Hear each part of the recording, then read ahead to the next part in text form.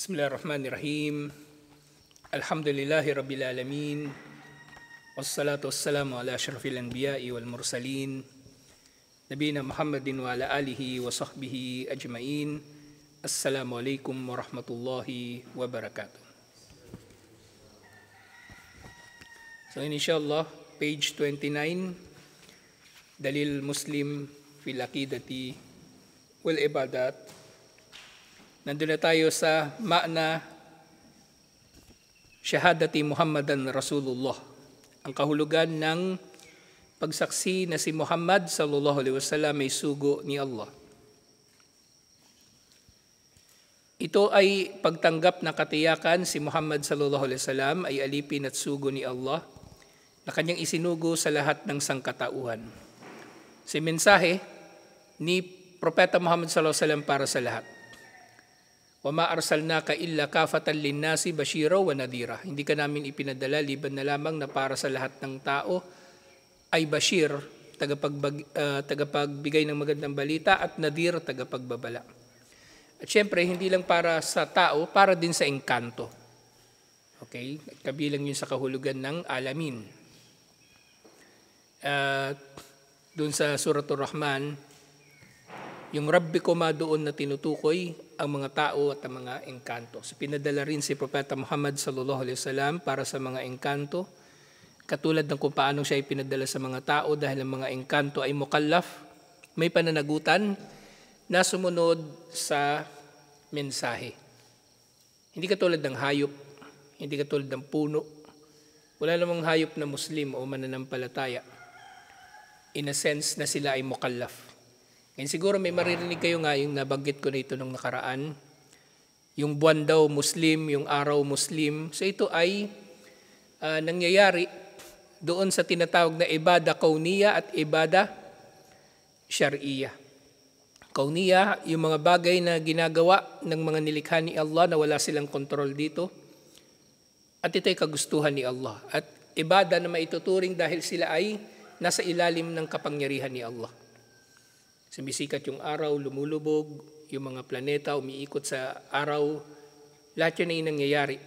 At ang ibada syar'iyya o pagkaalipin kumbaga o pagsamba na kauniya, kumbaga universal o pangkalahatan, ito ay walang gantimpala.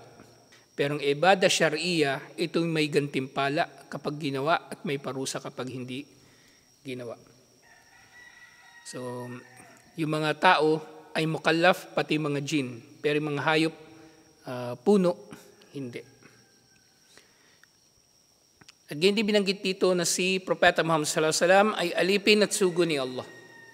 So, lilinawin natin muli yung alipin.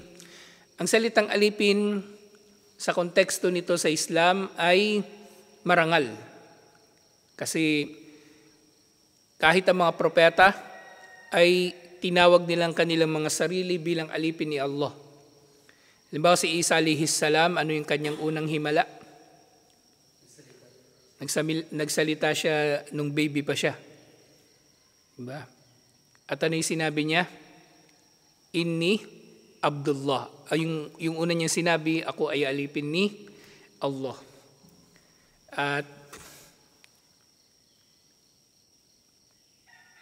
doon sa Suratul Isra, luwalhati kay Allah na nagpalakbay sa kanyang alipin si Propeta Muhammad sallallahu alaihi wasallam mula sa Masjidil Haram hanggang sa Masjidil Aqsa. Okay? So yung pagiging alipin ay marangal, kumbaga na may tuturing sa Islam. Ang pagkaalipin kay Allah ay marangal, hindi ito kapintasan sa mga tao. Siyempre, ito ay pagpapakita lamang ng pagpapailalim, pagpapasakop, pagtalima ng tao kay Allah. Alhamdulillah. Sa napapabilang sa paniniwala sa Muhammad Rasulullah, kung gayon ay dapat siyang mahalin at sundin ang lahat ng kanyang pinag-utos, paniwalaan ang kanyang mga sinabi, at iwasan ang lahat ng kanyang ipinagbabawal at nagbabala siya laban dito, at sambahin si Allah ayon lamang sa kanyang dalang batas. Hindi maaaring ipagpalit ang kanyang salita sa salita ng kahit sinong tao. Ibig sabihin, sa mga batayan, hindi maaaring uunahin natin ang pananaw ng tao kaysa sa batayan mula sa mga hadith. Okay? So, mayroong hadith na nag-uutos na pahabain ng Muslim ang kanyang balbas, tapos sabi ng tao, wag kasi magmumukha kang mukhang kriminal. Hindi pwedeng unahin ng tao ang salita ng tao. Unahin ang salita ni Propeta Muhammad sallallahu alaihi wasallam. Kasi mayroong yung mga Quraniyun, ang susundin lang daw nila ng mga batas ay Quran. Hindi raw sila susunod sa hadith. Pero napakasinungaling ng mga Quraniyun na ito kasi kung tutuusin, maraming beses inutos ni Allah sa Quran na sundin si Propeta Muhammad sallallahu alaihi wasallam. Paano natin siya susundin? Sa pamagitan ng hadith na nakarating sa atin na napagtibay na ito nga ay sinabi ni Propeta Muhammad sallallahu alaihi wasallam. Actually, itong mga Quraniyun na ito, kinokontradict nila yung sarili nila. Kasi tanungin nyo sila, ilang beses ba kayo magsala? 5 raw, 5 beses araw-araw. Saan binanggit sa Quran yan? Na 5? Wala. Ang sinabi dun, inna salata kanat alal mu'minina kitabang mawquta. Itinakda ang sala sa mga mananampalataya sa takdang oras nito. Pero hindi sinabing 5. At hindi rin sinabi sa Quran ng oras ng Fajr ganito, ang Duhur ganito, ang Asr ganito, ang Maghrib ganito, ang Isya ganito. Wala. Lahat yun ay nasa hadith. So dito, sa Muhammadur Rasulullah, nabanggit pala rito yung syurut, yung mga kondisyon ng Muhammadur Rasulullah. Hindi lang binanggit dito na ito yung mga kondisyon, pero ito yun, yung 4. Yung sundin ng lahat ng kanyang ipinag-utos, paniwalaan ng kanyang mga sinabi, 2, iwasan ng lahat ng kanyang pinagbawal, 3, at sambahin si Allah ayon sa kanyang isinabatas. Ito yung 4 na kondisyon ng Muhammadun Rasulullah. So yan, kabisaduhin niyo yung 4 na yan, inshallah. Madali lang makabisado kasi 4 lang naman. Medyo mahirap itong sunod kasi 7. Ang kondisyon ng Shahada, la ilaha illallah. Mga kondisyon ng Shahada, la ilaha illallah. Pagsaksi na walang Diyos na marapat sambahin, liban kay Allah subhanahu wa ta'ala. Ngayon ito mga kondisyon na ito, 7. At depende sa iba't ibang ulat, nagkakaiba-iba ito ng arrangement. Nagkakaiba-iba ng arrangement, pero sila lang din ito itong 7. Kaya wag kayong magtataka kung sa ibang libro, mauuna yung mahabba kaysa doon sa kubul o pagtanggap. At mahuhuli yung inkiyad sa halip na number 4. So merong mga enumeration na gano'n ang nangyari. Depende sa ulat. Pero lahat yun ay tama kasi kumpleto naman 7 pare-pareho. As in pare-pareho lang sila ng nilalaman. Ngayon, mahirap makabisado ito. Nung nag-aral kami, yung ginamit kong mnemonic, IMSIQI. Isulat nyo. IYMSIQI. Na yung mga letter na yon I, Y, M, S, I, Q, I. Kumakatawan na yun dun sa 7 na yun na kondisyon. Ilmun, yakinun, mahabbatun, sidkun, ikhlasun, kubulun, inkiyadun. 7. Ginawa ko ang Latin na letters pero Arabic din yung kahulugan ng mga yun. Yung ngayon, mnemonic, ito yung anuman na nagiging dahilan para makabisado mo yung isang bagay. Okay? Makabisado mo yung isang bagay. So yung una, nasulat nyo na. Yung IMSIQI. Ikhlas, yakin, mahabba, sidik, ikhlas, kabul, at inkiyad. Yung una, al-ilm. So kahit saang narration o riwaya ng mga kondisyon ng la ilaha illallah, nauuna ang ilm, nauuna ang kaalaman. Kasi walang mabubuong iman kung walang kaalaman. Wala kang magagawang pagsamba kung wala kang kaalaman, nanguhula ka lang. Okay? Sabi rito, kinakailangan na alam ang tamang kahulugan ng syahada na ito. So dapat alam mo ang kahulugan nito. Ng la ilaha illallah, unang dapat malaman ng tao dito, meron itong dalawang bahagi. Yung nafi at itbat. Nafi, inaalis ng tao ang anumang uri ng Diyos, la ilaha.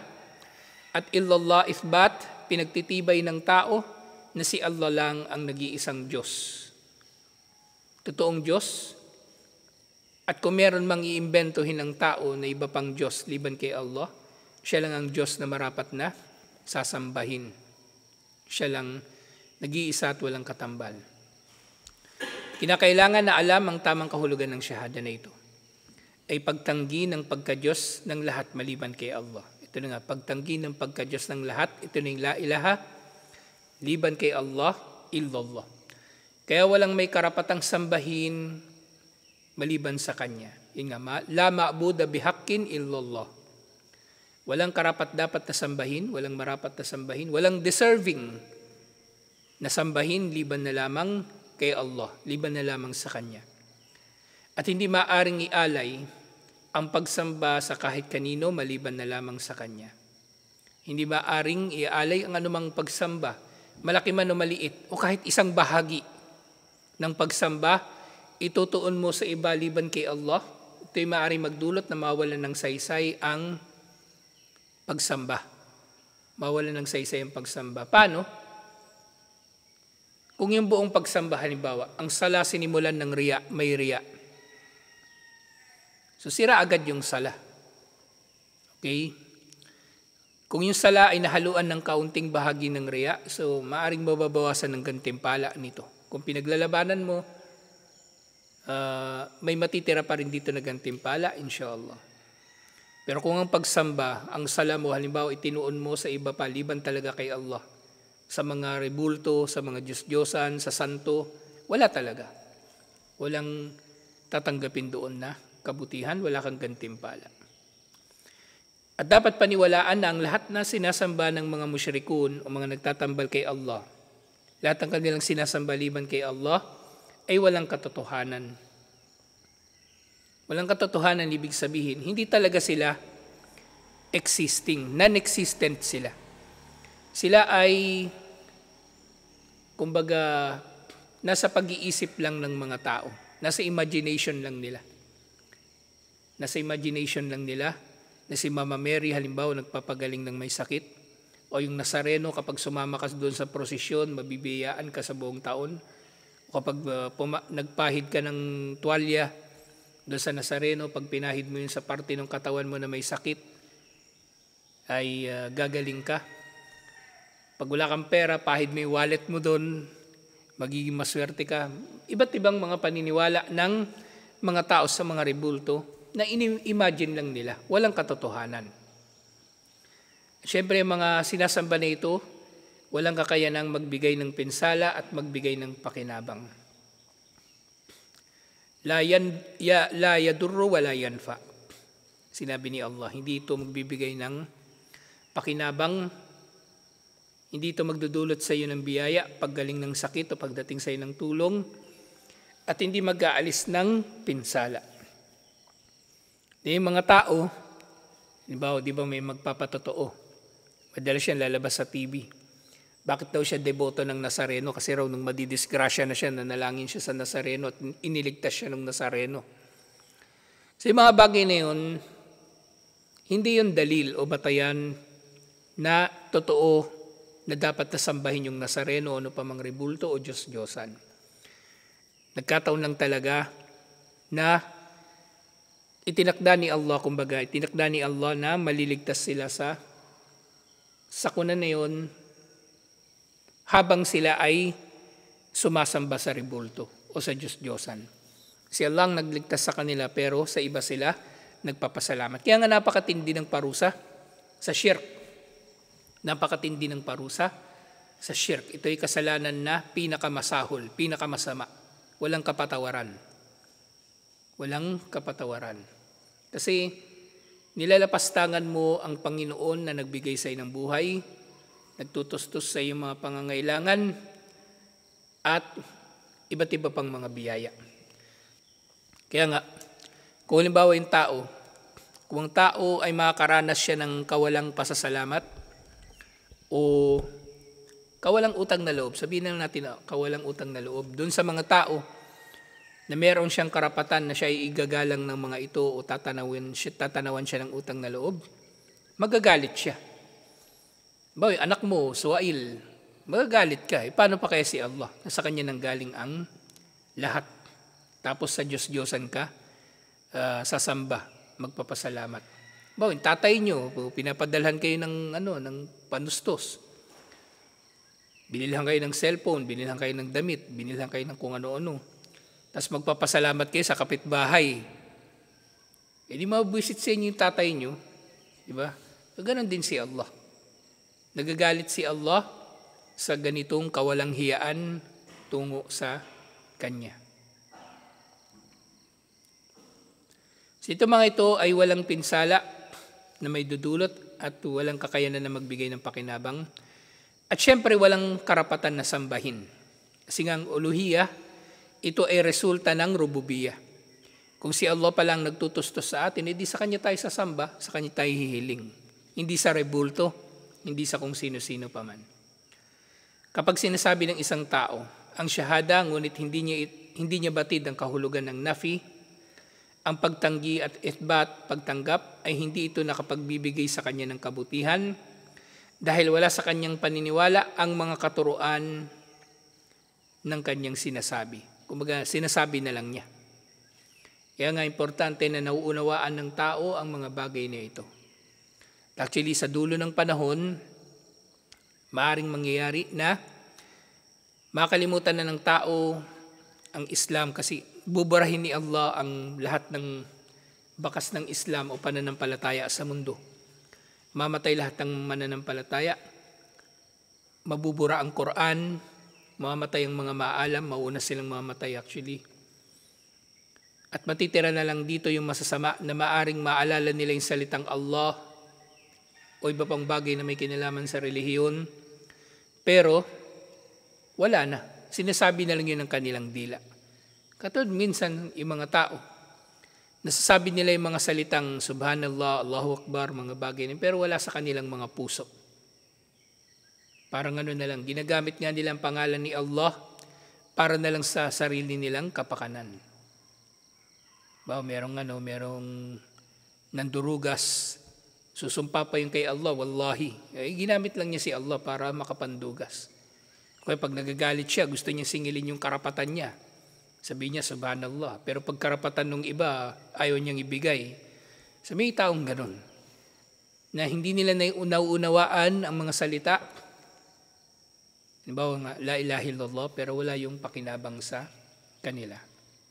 At katangian ito ng mga munafik. Katangian ito rin ng mga munafik na tujibuka ajsamahum, na bibilib ka sa kanilang mga itsura ng mga munafik. Kasi mga munafik, asta talaga sila na banal. At yun di sinabi ni Allah, tasma li qawlihim, at kapag sila ay nagsalita, magagawa nila na makinig ka sa kanilang sinasabi dahil sila ay mahuhusay na magsalita rin o kaya mahuhusay na magbuyo sa damdamin ng mga tao. Bubulong-bulungan ka ng mga kung ano-anong fitna o mga kaguluhan, mga kalituhan.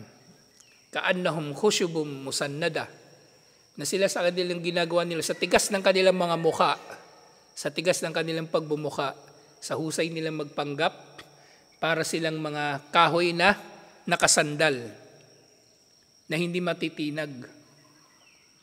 Ganun sila katindi sa kanilang pagpapanggap. Kaya importante yung kaalaman sa mga kondisyon na ito, alhamdulillah. Pangalawang shart, yakin, kasiguraduhan o katiyakan. Yakin, katiyakan. Sa konteksto nito, ito nga yung yakin, hindi na sinulat pala rito. Kasi ibang riwaya, tinutukoy din yung kabaligtaran nito. So yung al-ilm na taliwas sa, ano kayong taliwas sa ilm? Jahal, kamangmangan. Kaalaman na taliwas sa kamangmangan. Yung pangalawa, yakin, katiyakan na taliwas sa, saan? Ano? Tagalog tinatanong ko. Ano? Yung katiyakan taliwas sa? Pagdududa. O yun, ganyan din. Katiyakan na taliwas sa pagdududa. Kasi sa ibang riwaya, binabanggit yung kataliwas dito. Kasi nga, maintindihan natin ang isang bagay kapag naintindihan din natin yung taliwas dito. Bawa, yung gwapo. Paano natin malaman yung ano yung gwapo? Yung hindi pangit. Yung matangkad, yung hindi pandak. Yung payat, yung hindi mataba. So, ganun siya. So, ang ilm na kabaligtaran o taliwas sa kaalaman, yakin, katiyakan na taliwas sa pagdududa. Ito ay katiyakan ng sino man na buwabanggit ng syahada. Kung siya ay may alinlangan, ay walang halaga ito para sa kanya. Yakin na ibig sabihin, yakin sa kanyang pagtanggap dito. At yakin sa kanyang pag-unawa dito. At yakin na kailangan niya nga ito talaga na isabuhay. Okay? So yun yung ibig sabihin ng yakin. Ibig sabihin, hindi ka lang nagsyahada dahil kinulit ka. Hindi ka nagsyahada kasi yung kaibigan mo nagsyahada, makikisyahada ka na rin. Okay? Nagsyahada ka kasi tiyak ka na narito ang kaligtasan sa Islam. Kaya isa sa mga kondisyon ng la ilaha illallah ang yakin. Sumunod yung, unahin na lang natin yung mahabba. Para masunod natin yung ating mnemonic. Ano yung mnemonic natin? Imsiki. So number 7 dito yung mahabba, pero sinulit nga dito al-hub. Pero number 3 yun doon sa kinabisado natin na yung mnemonic, yun na lang susundin natin ha. Al-hub, ang pagmamahal na taliwas sa pagkamuhi, yung bugod o pagkamuhi. So sumunod yung pagmamahal na taliwas sa pagkamuhi. Ito ay pagmamahal sa syahada at pagmamahal sa anumang katuruan sa kaisahan ni Allah. So minamahal mo ito. Minamahal ibig sabihin pinahalagahan. At kapag pinahalagahan mo ito, hindi mo ito hinahamak, hindi mo ito binabaliwala. At kapag mahal mo ito, ito ay iyong sinasabuhay. Ito rin ay pagmamahal sa sino mang gumagawa nito. Ibig sabihin, minamahal mo rin yung mga Muslim. Hindi yung lagi kang galit. Kapag may Muslim, nakasimangot ka. O may pusa, nakangiti ka. Hindi ganun. Pagtataguyod sa lahat ng mga kondisyon ng la ilaha illallah, at gampanan ang mga kautusan. So yung tao na nagmamahal sa syahada, tutuparin niya rin ang mga kautusan nito. Ang pinakamataas na antas ng pagmamahal ay para lamang kay Allah. Kasunod ang pagmamahal sa propeta, at susunod ay sa sino man na tumatahak sa kanyang gabay. Okay? Sa pinakaminamahal natin si Allah, si Propeta Muhammad sallallahu alaihi wasallam, at yung mga tumatahak sa gabay. Pero syempre, hindi ito contradictory doon sa ayah na ang karapatan ng ating mga magulang ay sunod sa karapatan ni Allah. Kasi hindi pwede magkakaroon ng taliwasan pagdating sa mga karapatan. Kung sa isang bagay, mas malaki ang karapatan ng ating magulang, sundin ang magulang. Kung sa ibang bagay, mas malaki ang karapatan ng Islam kaysa sa ating mga magulang, unahin ang Islam. Okay? Bawa, dito ka lang sa masjid, wala ka namang ginagawa, nagbabasa ka lang ng Quran, na hindi naman wajib, tinawag ka ng nanay mo, punta ka sa nanay mo. Nandito na sa masjid, nagikama, tinawag ka ng nanay mo, punta ka ng masjid, mamaya mo na puntahan yung nanay mo. Okay? Pero na lang kung nanganganib yung buhay mo. Tatagayin ka ng nanay mo pag di ka sumunod sa utos niya. Pero yun nga, pagdating sa karapatan, yun nga, madalas talaga mangyayari na yung karapatan ng isa ay tataliwas sa isa pa. Pero ito yung tatandaan ninyo. Ang bawat karapatan ay mayroong hangganan. At ang karapatan ng bawat isa ay nagtatapos o nagwawakas sa kung saan nagsisimula ang karapatan ng iba. Hindi mo pwedeng ipapatupad ang isang karapatan na sasagasaan mo ang isa pang karapatan. Okay? Hindi pwede. Kailangan isa-isa lang yung matutupad na, kumbaga, ibig ko sabihin, matutupad yung isa nang hindi mo masasagasaan yung isa pa. Pangatlo, pangapat na pala. Pangapat, anong sunod dun sa imsiki? Sidik. Yung number 5 dito. Pagpapatotoo. Nang taliwas dito sa sidik, pagpapatotoo. Actually, hindi pagkatotoo ito eh. Yung pagkatotoo, hak.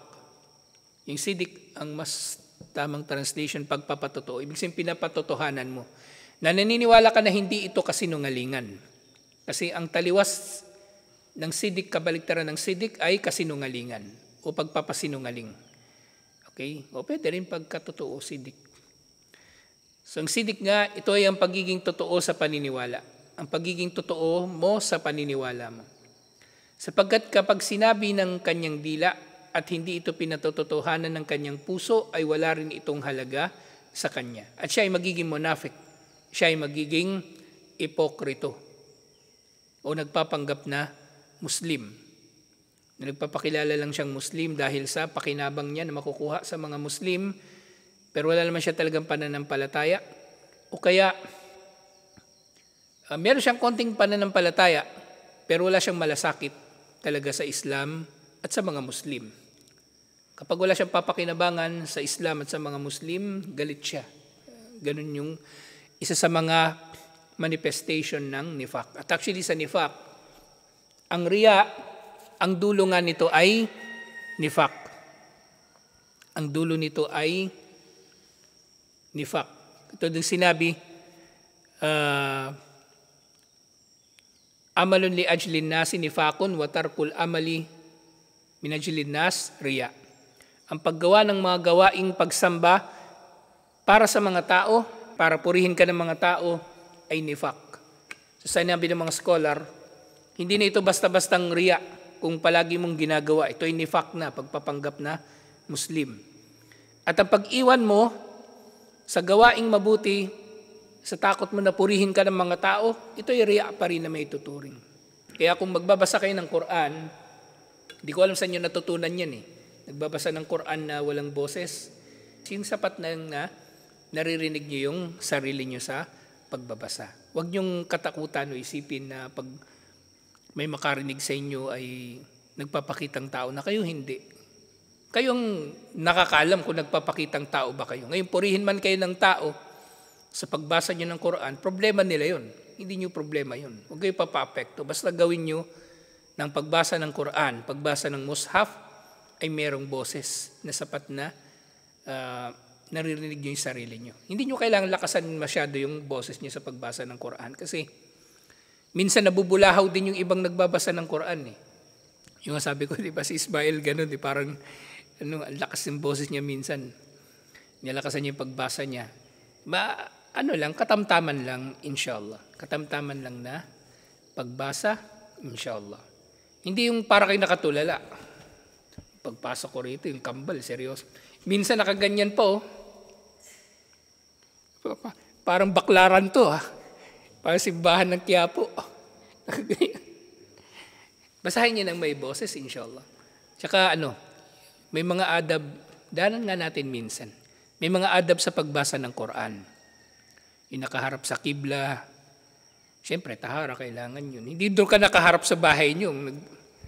Sino ba yung mahilig pumesto doon? Si Yasin. Mas mainam magbasa ng Quran na nakaharap sa kibla. Sunod. Ano yung sunod? Saan ba tayo? Sidik, di ba? Ikhlas. Doon sa imsiki, yung ikhlas. Pang-ilan yung ikhlas sa imsiki? Pang-5. Di ba? Dito pang-6. Ikhlas, sinseridad. Nang ikhlas dito, ito rin yung ikhlas na taliwas sa riya. O kawalan ng kawalan ng sincerity. Ito ang katapatan sa pagsamba kay Allah. Lamang, kaya hindi dapat ialay ang pagsamba sa sinuman maliban sa Kanya. Okay, so yung ikhlas dito, ito rin yung ikhlas na taliwas sa riya, pagpapakitang tao. Hindi dapat layunin ng pagbigkas ng syahada ang magkamit ng makamundong bagay o kalugdan lamang ng sino man sa mga nilikha. So yung tao na magbumuslim o yung tao na itinuturing niya ang kanyang sarili ngayon bilang Muslim, so dapat ang kanyang pagbumuslim ay para kay Allah, para sa kaluguran ni Allah, para sa gantimpala ni Allah. Tapos ano yung sunod? Yung pang-anim, al-qabul, na dito number 3. Al-qabul, pagtanggap na ang taliwas nito ay ang pagtanggi o pagtakwil. Yung yung pagtakwil. Sabi dito, pagtanggap sa anumang kautusan na dulot ng kanyang kahulugan. Ibig sabihin, tinatanggap mo ang buong kahulugan ng syahada, ng la ilaha illallah. Hindi mo pwedeng sasabihin, tanggap ko si Allah pero gusto ko pa rin sambahin si Jesus. O yung mga maarte, iba-iba pronunciation nila eh. Sa Kastila, Jesus. Pag Amerikano, Jesus. Jesus. Yung mga Pentecostal, matigas yung accent talaga, Jesus. Tatakwil ka ni Jesus dahil sa yung ginagawa. Ganun yung pronunciation nila. So hindi pwede na yung tao ay sumasamba kay Allah tapos sumasamba pa siya sa iba. So yun ay kompletong pagtanggap. Ito ay pagsamba kay Allah ng nag-iisa at hindi pagsamba sa lahat ng anumang maliban sa Kanya at pagtanggap at pagpapatupad sa lahat ng Kanyang mga kondisyon. Ito yung qabul. Ito yung qabul. Kaya yung qabul, kumbaga, kahit sa kasal, halimbawa sa kasal, bakit tinatanong ng wali yung lalaki kung tinatanggap ba niya yung kasal sa babae? Kasi kabilang doon sa mga tinatanggap ng lalaki sa kasal ay yung mga kondisyon na itatakda ng babae. Kabilang doon yung dowry. Ang dowry hindi kasama sa mga syurutun nikah, pero napapaloob siya doon sa ridaz zawjain, sa kasunduan nilang dalawa na sila nga ay magpapakasal at magiging mag-asawa. At bukod pa doon, maaring yung babae ay magkukondisyon. At sinabi ng ilang mga scholar, maaring magkondisyon ng babae, sukdulang magkondisyon siya na yung asawa niyang lalaki ay hindi niya pahihintulutan na mag-asawa ng pangalawa. Maaari. Kasi merong hadith, ang pinaka-pinangahawakan na mga kondisyon ay yung kondisyon sa kasal. Kumbaga, ang mga kondisyon ng isang bagay na dahil dito ay magiging halal ang lalaki at babae sa isa't isa. Yun ang isa sa mga pinaka binibigyang diin ng mga kondisyon. So kung yung babae, magkukondisyon na bawal ka mag-asawang pangalawa at pag mag-asawa ka ng pangalawa, maghihiwalay kayo, pwedeng tanggapin yun bilang kondisyon. Hindi yun kufur, hindi yun kawalang pananampalataya katulad ng sinasabi ng iba, at hindi rin yun taliwas sa Islam o taliwas sa pinahintulutan ni Allah. Bakit? Kasi hindi naman pinagbawal ng babae yung ta'addud o yung duwaya. Ang pinagbawalan niya, yung asawa niya na mag-asawa ng pangalawa. At kung masisira yung kondisyon niya na yun, edi maghiwalay sila. Hindi apektado ang Islam. Hindi nagkaroon ng pagbabawal sa pinahintulot ni Allah. O di maghiwalay sila. Ganun lang. O kung yung babae, bandang huli, magbabago isip. O nag-asawa yung lalaki ng pangalawa. Tapos sabi niya, hindi ko na lang sisingilin yung kondisyon ko nung kinasal tayo. Pwede rin naman. Walang problema. Di masaya sila pareho. Masaya sila pareho. Magka-idea yung nanay nung kambal. Sabihin nyo, hindi niya alam yun. Dapat inalam niya. Yan yung problema. May mga bagay na kung nalaman mo, edi naging mas madali sana yung buhay mo. Kung alam niya to, nag-aral siya nun, o di kinondisyon niya sa tatay mo, hoy Ali, magpapakasal ako sa'yo pero bawal ka mag-asawa ng, kaso kinasal pala sila, hindi pa sila Muslim. Oo. Problema niya na yun. Ayoko na isipin. Tama, no? Matagal na pala silang nakasal. Basta ano yun na lang yung nanay nyo, kaso nabubisit yata lalo yung nanay nyo sa binubuisit nyo eh. Alalayan nyo lang yung nanay nyo, inshallah. Huwag na kayo dumagdag sa, heartache sa kanyang problema. At panghuli, inshallah, dun nga sa MCQ, Ano yung huli? Ikhlas. Ay, inqiyad pala. Inqiyad. So number 7 yon sa imsiki, dito number 4. Inqiyad, pagtalima o pagkamasunurin. At taliwas ito sa, ito pala yung taliwas ng tark o yung pagtaliwas o pagtalikod, hindi pagsunod. Ito ay pagpapasakop sa lahat ng kautusan na dulot ng syahada. Itong pagpapasakop sa lahat ng kautusan na dulot ng syahada. Ibig sabihin, wala kang pagpipilian. Susundin mo lang talaga. Kapag sinabi ni Allah ganito, susundin mo sa abot ng iyong makakaya. Katulad sa aya, hindi marapat sa mga mananampalataya na kapag si Allah ay nagtakda ng anumang bagay na meron silang pagpipilian. Susundin lang nila si Allah. Wala silang pagpipilian. Dalawa lang pagpipilian mo. Susunod ka o susuway.